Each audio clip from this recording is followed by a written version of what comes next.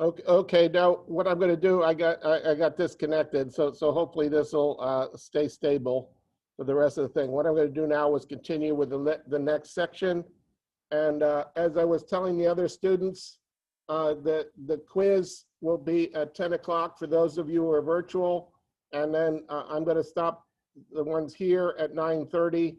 You come at 10 o'clock or at 10:30 or something like that. And basically, we should get everybody finished by, say, 11:30. So basically, the quiz, and I will give you your exams back as well. So what I'm going to do now is start the PowerPoint with the next chapter.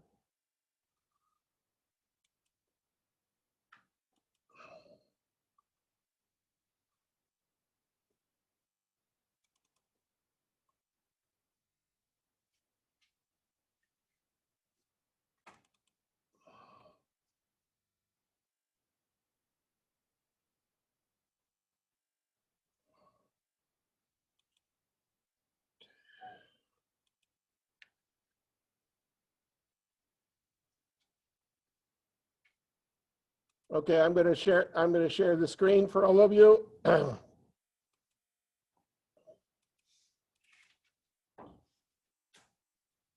everybody see the screen? Can you see the screen? Someone comment.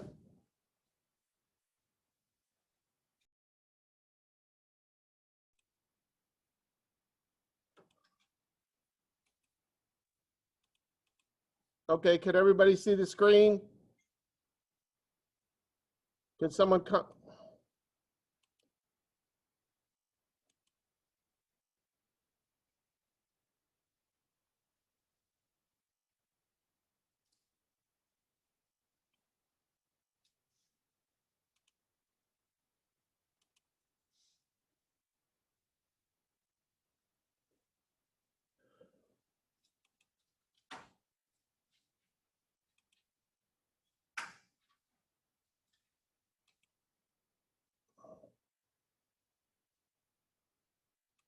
Okay, I'm trying to get things set up for the thing. Can everybody hold on a sec here, please?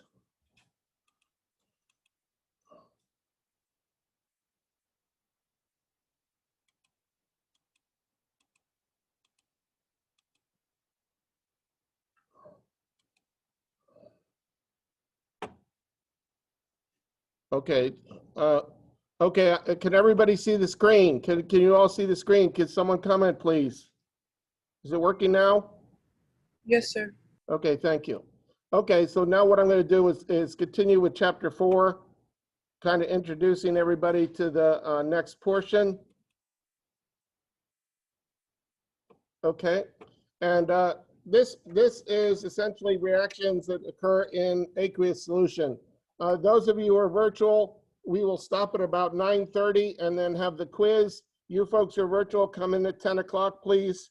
Or if you have class, come in at 11. And if come to my office first, and we'll come down to the classroom and you can take the quiz at 11 if you don't have a class, if you do have a class at 10.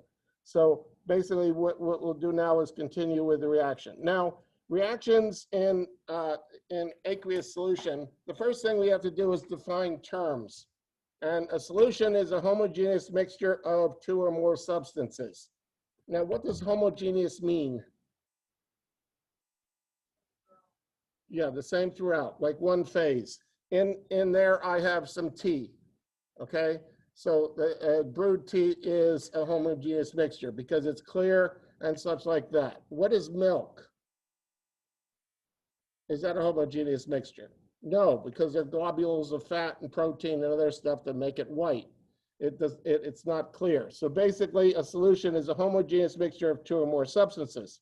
The solute is the substance that's present in the smaller amount. So, for example, if you have salt water, what is the solute? Salt, correct. Okay, and the water is the solvent. So the solvent is what's present in larger amount. Okay, so essentially there's a whole bunch of different examples here. A soft drink could have sugar and carbon dioxide, the solvent's water in that case. So essentially it's a relatively straightforward thing.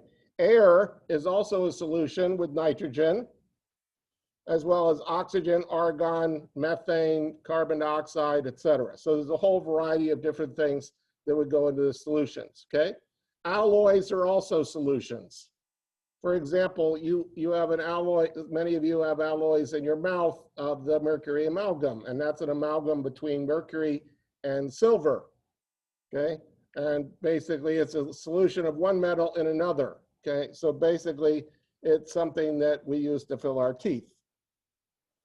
Okay, and there's a bunch of other examples they give there. So the aqueous solutions of potassium permanganate essentially has the purple color like this. An electrolyte is something that would dissolve in water, results in a solution that can conduct electricity. Some examples of that, oops.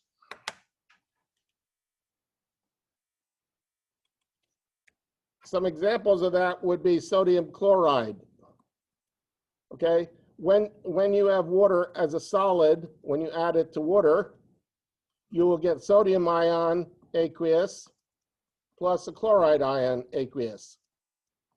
Okay, and it's in water. So essentially you have the aqueous says essentially you have the aqueous aspect to that. And this conducts electricity. Okay, your blood plasma is essentially a salt water solution. It's called saline, and essentially it is necessary for our body to function regarding nerve impulses and other stuff like that. So it conducts electricity as well. So basically there's a whole lot of different aspects to this that's very, very important, okay? So I'm gonna erase what's on the slide. A non-electrolyte is a substance that when dissolved results in a solution that does not conduct electricity. For example, if you take sugar and dissolve it in water, it will not conduct electricity. And in my intro to chemistry labs, we would show that by taking salt and taking sugar, dissolve them in water and put a light bulb in it and see if it could conduct electricity. Okay, a non-electrolyte looks like that. A weak electrolyte, you have the non-electrolyte like sugar water would look like that. A weak electrolyte is just a partial ionization situation, and then a strong electrolyte worked there too. So conduct electricity in solution. When you have cations and anions, that does conduct electricity. Okay, strong electrolyte is 100% dissociation. For example, sodium chloride will go totally to Na plus Cl minus, aqueous, okay? In the presence of water. It'll dissolve completely, okay? That's 100% dissociation. That essentially will cause, essentially you'll get the strongest light bulb for whatever strength the salt water is, okay? Sodium chloride is an example, okay? And essentially it looks like that. A weak electrolyte is not completely dissociated. That's what you're using this week in the lab regarding the acetic acid for the vinegar, okay? When you're doing the titration of the vinegar, that's a partial electrolyte. It does not conduct electricity as well. You can kind of see that for yourself. You just taste a little vinegar in your mouth. It's tangy, but it's only partial dissociation. It's not like, it's not the strong flavor of salt in your mouth or something. So even that has a relationship with taste. Yes. Is breaking apart into, for example, into different ions. So it goes through the crystal form and breaks up into the individual ions. If you remember from chapter 2 where it showed that crystal structure for sodium chloride, like a box with all the circles in it and everything, that breaks up into little pieces. You can kind of see that. Have you ever watched sugar dissolve? That's dissociation, the dissolving of sugar, okay? So basically, if you watch it dissolve in a cup or something like that, essentially the molecules break apart and then dissociate into the solution, okay? And an example of that would be acetic acid. And you have an equilibrium that goes both directions. Some of it dissolves and then some goes back to its original material again, okay? And basically in water, it's not completely dissociated. So it's like it's partial a partial thing. The ionization of acetic acid looks like that. This is reversible. The reaction can occur in both directions. So when you have an arrow going back and forth, it essentially has the reaction going one way or the other. Acetic acid is a weak electrolyte because the ionization in water is incomplete. Now, what do you think it means by being incomplete? When you look at the top equation, what does that mean regarding incomplete? You also have the full molecule that's on the left in the water solution. So you have three things. You have the two ions and the acetic acid, and that's why you can smell it. Okay, the acetic acid smell, the vinegar smell that you can get from a solution just by looking at vinegar, that full molecule is what you smell, okay, when you have those. So basically, when you have a solution of anything, it could be like an oil in water or some other thing like that, if you can smell it, it usually means that the dissociation is incomplete, okay? So, okay, my apologies, I'll fix this again for you folks. Okay, as I was saying, essentially here, acetic acid is a weak electrolyte and the ionization is incomplete.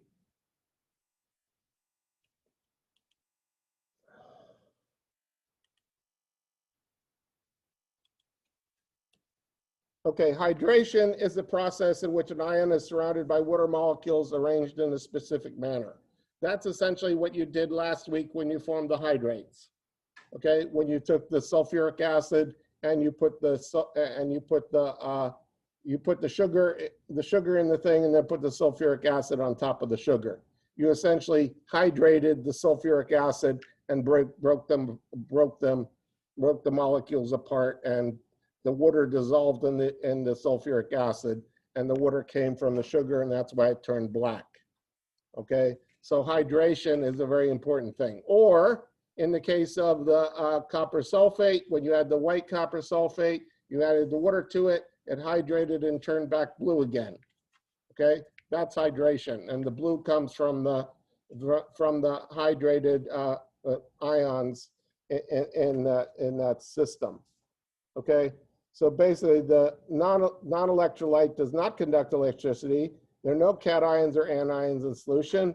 An example here is glucose. When it dissolves in water, it does not conduct electricity. And then they give a group of different ones related to that. Now, there's a whole bunch of different kinds of reactions, and we're going to talk about each one here.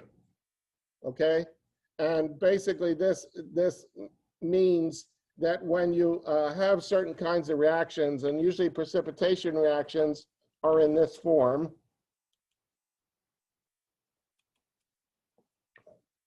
AB plus CD, and this is called double displacement, goes to AD, which is a solid, and then CB. Okay, and often this could be water or some other thing related to it, but basically you get a solid from these. Okay, I will fix it again, folks. I didn't miss much.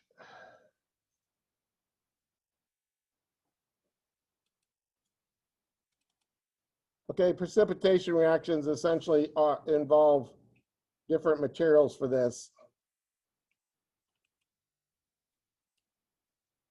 Precipitation is an insoluble solid that separates from solution, okay? And that is how these terms are defined. Okay, so for example, if you have lead nitrate in solution, you add sodium iodide to it, you'll get a solid. And this is the AB plus CD goes to AD plus CB. Okay, so essentially this is the aqueous part there. This is the solid, and these are all aqueous. So basically you take two solutions, you essentially mix them, and you get a precipitate to come out. I believe there will be a lab later on this semester that you'll do a precipitation reaction. Okay, so essentially an example there is lead iodide, it's yellow. Now, the molecular equation is the full things done out like that. I kind of been illustrating these in these little lab lectures that I've been giving you. This is the molecular equation. It's everything with everything pulled out. This is the molecular equation. This is called the ionic one, or the total ionic one. Notice they're all broken down into ions. Okay, and then what is common to both sides? Brandon, what's common to both sides?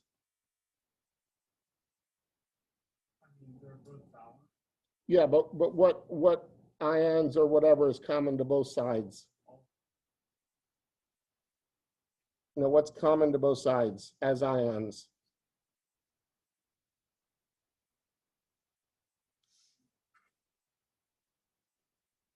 See, so you have the sodiums on both sides, right? The sodium ions, and then the nitrates on both sides. Do you have the lead iodide on both sides? No. Okay, so essentially you take out what's common to both sides, like that, okay?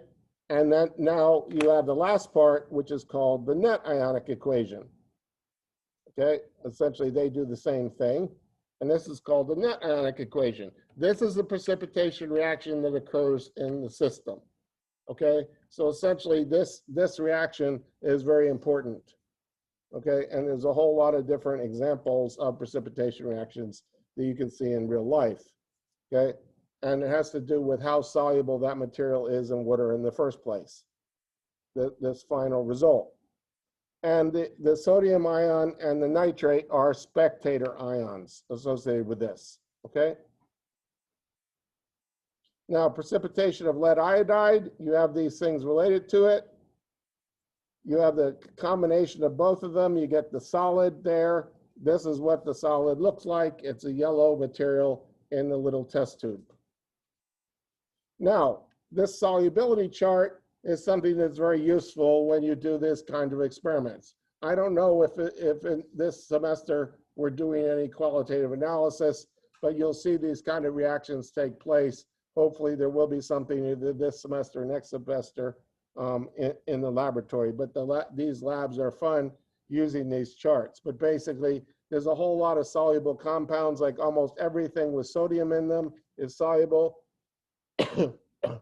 But stuff with lead and other heavy metals are usually not soluble.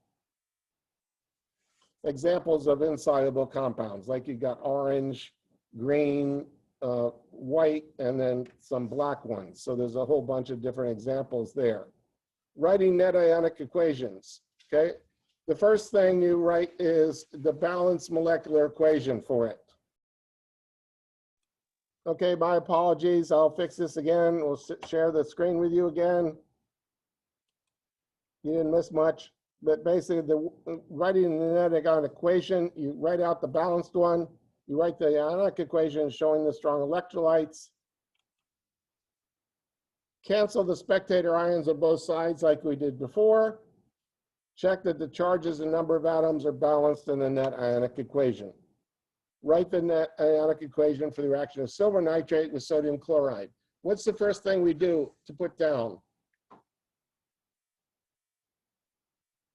Any volunteers? What's the first thing we do to put this down? Correct. Write it down. So basically we write these out, okay? And here is the main one. And notice again, this is AB plus CD goes to AD plus CB. So this is called a double displacement reaction. Okay, my apologies, I'll fix it again. Okay, basically here, you set it out that way. You go to the next slide. This is now what kind of reaction is, what kind of equation is this? The ionic one. And what do you notice is common to both sides? Correct, okay, and those are what stay in solution. So those could be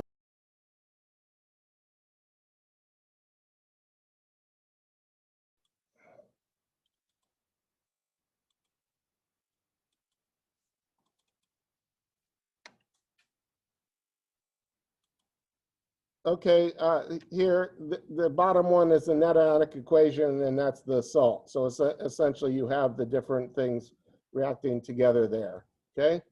Some chemistry in actions with precipitation reactions, boil, scare, deposit. And for example, another thing is the hard water, the white crust that shows up in your shower stall after a lot of showering, you gotta kind of scrub it off. That's an example of precipitation reactions that you can see for yourself. Okay, and what we're going to start on on Monday is acids and bases. Okay, so we went into precipitation reactions first in this way of handling it. Okay, we will have the quiz now. Those of you virtual, come at 10 o'clock, please, or at 11 if you can't make it at 10 o'clock. We'll kind of have a rolling thing. You could come in and take the quiz, and once you're done the quiz, I'll give you your exam back. Any questions to those of you virtual? Okay, my apologies for mixing up the thing. We'll essentially stop now for the quiz. Thank you very much. Have a good day.